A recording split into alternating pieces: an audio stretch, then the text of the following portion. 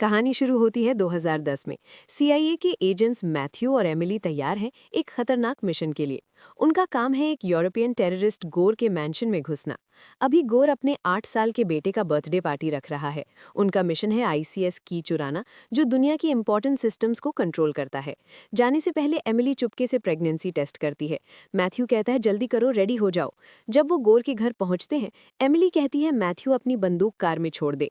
वो याद दिलाती है कि ये बच्चों की पार्टी है, एक गोली भी किसी को लग सकती है। उनका हैंडलर चक बताता है कि वो फ्रेंच आर्म्स डीलर्स के रूप में पार्टी में जाएंगे। पार्टी में हाथ पकड़कर जाते हुए चक केमिस्ट्री देखकर कहता है शायद उनको साथ भेजना गलती थी। एमिली कहती है मिशन के लिए एक्टिंग कर रहे हैं। चक बोलता है अगर कुछ गलत हुआ तो झूठ बोलने को तैयार रहना है। अंदर एमिली अपने हाथ पे केमिकल स्प्रे करती है। जब गोर उसका हाथ पकड़कर किस करता है, उसकी फिंगरप्रिंट्स कैप्चर हो जाती हैं। साथ ही उसकी आवाज़ एमिली के वॉच से रिकॉर्ड हो जाती है। चक रिमोट से गाइड करता है। थोड़ी देर में मैथ्यू और एमिली गोर के प्राइवेट ऑफिस तक पहुंचते हैं। चुराई हुई फिंगरप्रिंट्स और आवाज से सेफ खोलते हैं। आईसीएस की निकालते हैं। जैसे ही सेफ खुलता है, साइलेंट अलार्म बजता है। गार्ड्स दौड़ के आते हैं।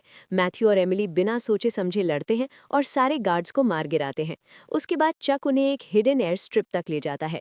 वहां MI6 एजेंट बैरन एंड्रूज वेट कर रहा है, जो गोर का पुराना लवर है और जेट बनाने वाला भी।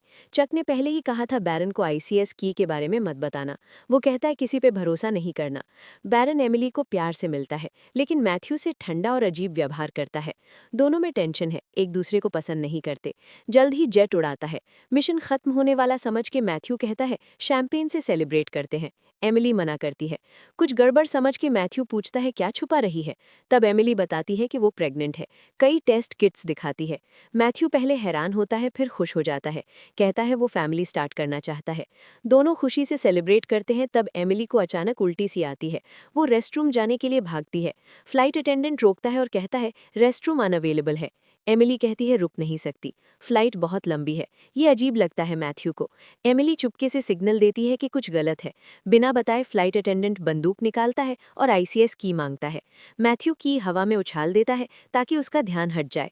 एमिली मौका लेकर उससे लड़ती है और बंदूक ले लेती है। तभी और अटैकर सामने आते हैं।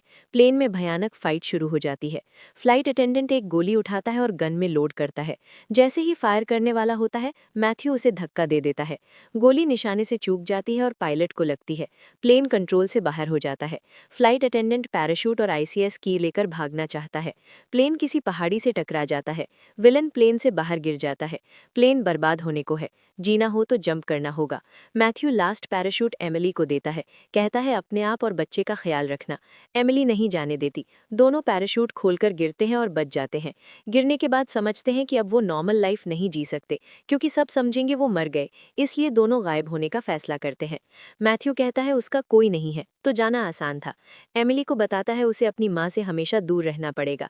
एमिली कहती है कोई दिक्कत नहीं, क्योंकि वो माँ बेटी कभी अच्छी नहीं रही। 15 साल बाद कहानी आगे बढ़ती है। मैथ्यू और एमिली अब शांत जिंदगी जी रहे हैं अपनी बच्चों के साथ। उनकी बेटी एलिस गुस्से वाली और अपनी मर्जी की है, पेरेंट्स की नहीं सुनती। बेटा लियो शर्मीला है और ज्यादा टाइम गैजेट्स में लगाता है। स्कूल जाते हुए एमिली कहती है कि रात को मूवी देखनी चाहिए क्या। एलिस इग्नोर कर देती है, कहती है फ्रेंड के घर पढ़ाई करेगी। बच्चों को छोड़कर मैथ्यू और एमिली चुपके से बाइनोक्यूलर से उन्हें देखते हैं, जैसे डिटेक्टिव। एमिली नोटिस करती है एलिस फिर से उसी लड़के के साथ है। मैथ्यू को अजीब लगता है अपने बच्चों को स्पाई करना। कहता है उन्हें अपनी जिंदगी जीने दो। एमिली मना करती है, कहती है दोनों हाथ पकड़कर चल रहे हैं, किस भी किया मैंने देखा।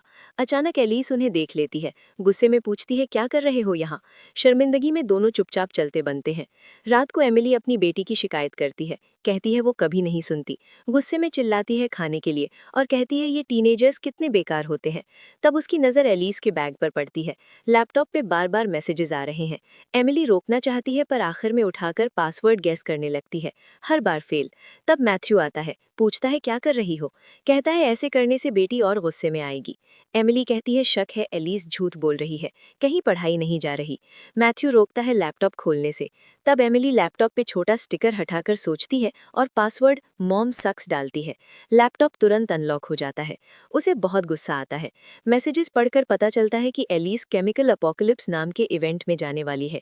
लियो बताता है ये एक क्लब पार्टी है जहां ड्रग्स और शराब होती है। ये सुनकर एमिली और मैथ्यू एलिस को क्लब क्लब पहुंचते हैं। वहां वो एलिस को वीआईपी एरिया में डांस करते देखते हैं। एमिली सीधा उसके पास जाकर नाम से पुकारती है, कहती है तुरंत घर जाओ। तभी कुछ लड़के आते हैं और उन्हें मजाक बनाने लगते हैं। मैथ्यू को बूढ़ा कहते हैं। सिचुएशन बिगड़ती है जब एक लड़का एलिस का हाथ पकड़ लेता है जाने से रोकने के लिए। एमिली गुस्से से लड़के की गर्दन पकड़कर उसका सिर दीवार से टक्कर देती है। बाकी लड़के लड़ने आते हैं। मैथ्यू बिना डरे लड़ता है। कुछ ही मिनट में दोनों पूरे गैंग को हराते हैं और लीडर को जमीन पर गिरा देते हैं। वीडियो रिकॉर्ड हो जाती है फोन से। मैथ्यू तुरंत वीडियो ले लेता है और डिलीट कर देता है। घर जाते हुए कन्फेस करते हैं कि लैपटॉप से ट्रैक किया था एलिस को। सजा में उसे घर में बंद कर देते हैं। गुस्से में एलिस चिल्लाती है कि कॉलेज ऐसी जगह चुनेगी जहां वो कभी उन्हें न देखे। झगड़ा होता है। एलिस चिल्लाती है कि वो झूठ बोल रहे हैं, कैसे लड़ सकते हैं इतना अच्छा। एमिली मजाक में कहती है थोड़ी टाइक्वांडो की क्लासेस ली थी। ये सुनकर एलिस और गुस्से में आ जाती है। कहती है थोड़ी क्लासेस से इतना स्किल नहीं आता। बाद में एमिली मैथ्यू को बताती है कि एजेंट वाली जिंदगी मिस करती है। मैथ्यू कहता है शांत रहो, फैमिली के लिए सब छोड़ दिया। मजाक में अपनी ट्रेनिंग मूव्स दिखाने लगते हैं।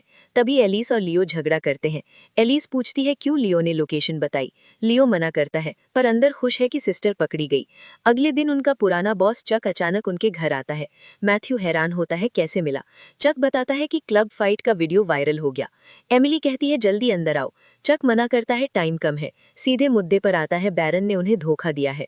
अब वो गोर के साथ है और उन्हें ढूंढ रहा है। चक कहता है गोर को उनका लोकेशन पता चल गया। एमिली पूछती है 15 साल बाद ये क्या चाहिए उन्हें। गोर बताता है आईसीएस ऑफिसर प्लेन क्रैश में नहीं मिला, समझता है कि उनके पास अभी भी डिवाइस है। चक चेतावनी देता है घर अब सुरक्षित नहीं। तभी स्नाइपर की गोली चक के गर्दन में लगती है। बाहर कई आर्म्ड आदमी आकर फायरिंग करते हैं। बच्चे स्कूल में हैं इसलिए बच गए। एमिली और मैथ्यू कवर लेने भागते हैं, फिर सोचते हैं अटैकर्स उनके बच्चों के पीछे भी आ सकते हैं। जल्दी गराज जाकर कार को जोर से दबाकर गराज का गेट तोड़कर दुश्मन की गाड़ी से टकरा देते हैं। फिर दूसरी कार में बैठकर भाग जाते हैं। अटैकर्स तुरंत पीछे आते हैं। एस्केप के दौरान एमिली पूछती है कैसे साबित करेंगे कि की नहीं है। मैथ्यू झिझकता है, पूछता है क्या वो गुस्से में होगी, फिर बताता है कि कुछ छुपा रखा है। एमिली को सच्चाई पता चलती है, कहती है तुमने की ले रखी है। मैथ्यू बताता है कि गलत हाथों में ना जाए इसलिए एमिली की मां के पास छुपा रखा है, एक सुरक्षित रिसर्च फैसिलिटी में। अटैकर्स करीब आते हैं। मैथ्यू डाइट कोक और मेंटोस से छोटा बॉम्ब बनाता है, उससे अटैकर की गाड़ी क्रैश कर देता है। जब खतरा गया वो स्कूल जाकर बच्चों को ले आते हैं। बच्चे डरे हुए हैं, समझ नहीं पा रहे कि क्यों भाग रहे हैं। बिना कुछ बताए एमिली और मैथ्यू सीधा एयरपोर्ट ले जाते हैं। एयरपोर्ट में बच्चे पूछते हैं क्यों इंग्लैंड जा रहे हैं।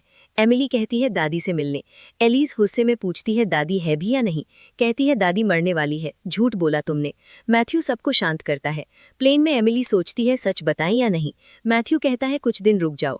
अगले दिन परिवार फेक पासपोर्ट से लंदन पहुंचता है। बस चढ़ते हैं पार्किंग एरिया के लिए। मैथ्यू एक आदमी को देखकर एमिली को सिग्नल देता है। बस से उतरते हुए एमिली जानबूझकर उस आदमी से टकरा जाती है। छुपके से उसकी चाबी चुराकर मैथ्यू को देती है। मैथ्यू कार लाता है, बच्चों को जल्दी बैठने को कहता है। उन्हें पता नहीं कि एक और गोर का आदमी बस में है। वो अपनी लोकेशन बॉस को बताता है। बैरन भी एयरपोर्ट सर्वेलेंस से उनका पता लगा लेता है। कहता है 15 साल से आईसीएस ढूंढ रहा हूँ। अपनी टीम को बच्चों पे नजर रखने का हुक्म देता है। कार में एमिली और मैथ्यू बच्चों से फोन्स लेते हैं। एमिली सिम कार्ड्स निकालकर तोड़ देती है। थोड़ी देर बाद कार पेट्रोल खत्म कर देती है। लियो भूखा है, पेट्रोल पंप रुकते हैं। मैथ्यू पेट्रोल भरवाता है और बच्चों को पैसे देकर कहता है कुछ खरीद लो। शॉप में भाई बहन बात करते हैं। एलिस नोटिस करती है पासपोर्ट्स फेक हैं। सोचती है क्या पेरेंट्स चोर हैं। पूछती है क्यों देश से भाग गए। तब लियो बताता है पासपोर्ट पे जेफरी बेकर लिखा है। वो आदमी 1952 में मर चुका है। ये बात बच्चों के शक को बढ़ा देती है। बाहर मैथ्यू और एमिली अगला प्लान सोचते हैं। तभी गोर के आदमी वहां आ जाते हैं। बैरन भी उनका पीछा करता है। गूनों ने एरिया घेर लिया। अटैक से पहले मैथ्यू पेट्रोल पाइप तोड़कर आग लगा देता है। आग से दुश्मन भाग जाते हैं। एमिली हथियार लेकर लड़ती है। वो बिना डरे उन्हें मार गिराती है। बच्चे हैरान होकर धीरे धीरे दुश्मन हार जाते हैं। लड़ाई के बाद मैथ्यू बच्चों को कार में ले जाता है। एमिली एक दुश्मन को देखकर कार रिवर्स में जोर से चला के भाग जाती है। बच्चे डर जाते हैं। एलिस जवाब मांगती है कि वो लोग कौन थे, क्यों अटैक किया। वो सोचती है पेरेंट्स ही टेररिस्ट है। थोड़ी देर बाद बैरन अपनी टीम के साथ वापस आता है। वो ड्राइवर को घूमने को कहता है। बैरन पहले से ही उनका पीछा कर रहा था, लेकिन मैथ्यू रुककर रास्ते में कार्गो ट्रक के चेन तोड़ देता है। बड़े पाइप्स रास्ते पर गिर जाते हैं। ट्रक के टायर शूट करता है। ट्रक गिरकर रास्ते को ब्लॉक कर देता है। बैरन गुस्से में देखता रह जाता है। गाड़ी में बच्चे सच्चाई मांगते हैं। मैथ्यू सब बताता है कि वो दोनों CIA एजेंट्स थे, मतलब स्पाई। लियो एक्साइटेड होकर कहता है, स्कूल के सब डैड को हरा सकता हूँ। मैथ्यू मजाक में कहता है, सब एक साथ नहीं। एलिज इम्प्रेस होती है। एमिली बच्चों को इंटरनेट चलाने से डांटती है, पूछे कि क्यों सर्च किया। लियो कहता है, बस गेमिंग डिवाइस पे किया। मैथ्यू डिवाइस उठाकर ट्रक के ऊपर फेंक देता है। तभी बैरन गैस स्टेशन की तलाशी लेता है।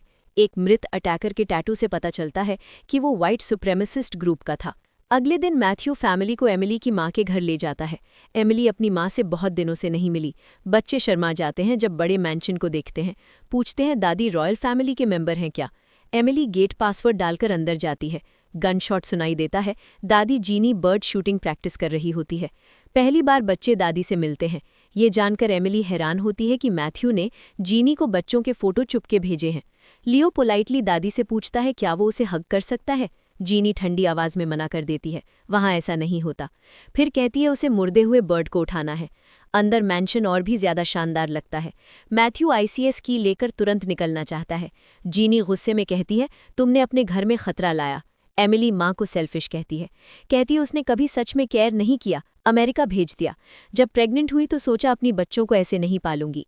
जीनी ठंडी आवाज में कहती है, एमिली भी बेकार है, बेटी के साथ अच्छी नहीं। एमिली को अंदर से लगता है माँ सही हो सकती है। दूर से एलीज उनका झगड़ा सुन रही होती है। माँ को हर्ट देखकर गिल्टी फील करती है। सोचती है वो बुरी बेटी रही। थोड़ी देर बाद मैथ्यू और एमिली आईसीएस लेने घर से निकलते हैं। एलीज जीनी से कहती है, माँ से नफरत नहीं करती, कभी न कहे वो बात। जीनी हल्का मुस्कुराती है। कहती है, बच्चे अपने पेरेंट्स से नफरत नहीं करते, कभी कभी गुस्सा करते हैं। कहती है, एमिली माँ से ज़्यादा अच्छी माँ है। अचानक आर्म्ड आदमी कॉम्पाउंड में घुस जाते हैं। गेट तोड़कर अंदर आ गए। मैथ्यू और एमिली को अटैक का पता चलता है। वापस साइड एंट्रेंस से दौड़ते हैं। जीनी और नाइजल बंधे होते हैं। एमिली माँ को आज़ाद करती है। दोनों बच्चों को ढूंढने निकलते हैं। मेन हॉल में आके देखते हैं कि कई आर्म्ड आदमी लियो और एलिस को बंदूक से धमका रहे हैं। बहुत सारे दुश्मन हैं, ज्यादा नहीं लड़ा जा सकता। बच्चों के लिए मैथ्यू सरेंडर करता है। कहता है आईसीएस की दे देगा अगर बच्चे छोड़ दे। तब चक आगे बढ़ता है। दोनों हैरान होते हैं उसके जिंदा होने से। चक बताता है बैरन विलन नहीं, वो अच्छा आदमी है। जो खून खराबा देखा वो सब ड्रामा था। प्लेन क्रैश के बाद चक को ब्लेम किया गया, करियर बर्बाद हुआ। अब वो बदला लेने और आईसीएस की लेने आया है। चक की लेकर हैकर से वेरीफाई कराता है। गार्ड्स जीनी को चेक करने जाते हैं। हैरान होते हैं कि वो अभी भी बंधी है। ये मौका लेकर जीनी चुपके से ट्रैंक्विलाइजर गन निकालती है और सोल्जर्स को एक एक करके बेहोश करती है। जैसे और अटैकर्स आते हैं, जीनी चाकू और किचन के सामान से लड़ती है। केओस में नाइजिल गोली लगती है। दूसरे कमरे में एमिली और मैथ्यू अटैकर्स को मार गिराते हैं, लेकिन चक और उसके आदमी बच्चों पे बंदूक रखते हैं। जब मैथ्यू और एमिली आगे बढ़ने की कोशिश करते हैं, पीछे से किसी ने मार दिया। दोनों बेहोश हो जाते हैं।